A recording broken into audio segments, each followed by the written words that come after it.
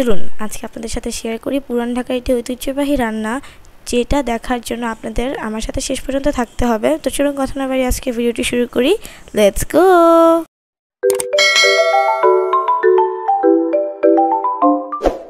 Hello guys, আসসালামু আলাইকুম, welcome back to my channel. তো আজকে আমি বানাবো পুরান ঢাকার ঐতিহ্যবাহী তেলে ডুবানো মাংস।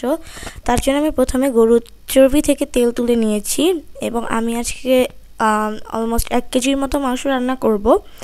তার জন্য প্রথমে আমি একটা প্যানে দিয়ে দিব নর্মাল সয়াবিন তেল, আর তার মধ্যে আমি মাংসগুলো দিয়ে দিব। আর এই সময় কিন্তু আমাদের চুলার ফ্লেমটা একদম লো রাখতে হবে। তারপর আমি দিব পরিমাণ মতো লবণ, ধনিয়া গুঁড়া, গরম মশলা গুঁড়া এবং আদা রসুন বাটা। এগুলো দিয়ে মাংসগুলো কিছুক্ষণের জন্য কষাতে হবে। কষানোর পরে মাংসগুলো আস্তে আস্তে পানি ছাড়বে।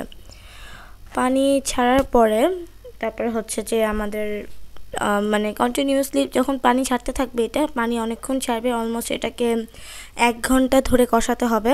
যখন পানি ছেড়ে দিবে তখন যে আস্তে আস্তে আমাদের নাড়তে হবে যাতে মাংসটা লেগে না যায়।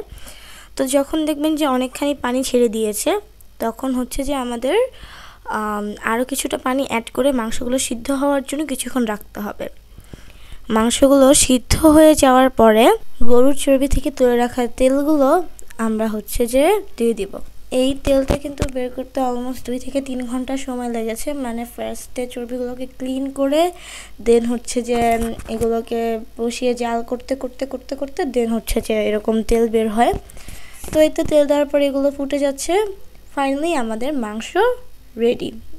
তেল দেওয়ার পর কিছুক্ষণ ভালো করে নাড়তে হবে যাতে ভালো করে ঢুকে, অ্যান্ড আমাদের মাংস রেডি হয়ে যাবে। এটা দিয়ে কিন্তু গরম ভাত খেতে জাস্ট অসাম লাগে। আর কোরবানির পরে তো এটা না হলেই নয়, কারণ এটা দিয়ে কিন্তু 2-3 প্লেট ভাত অনায়াসেই খেয়ে ফেলা যায়।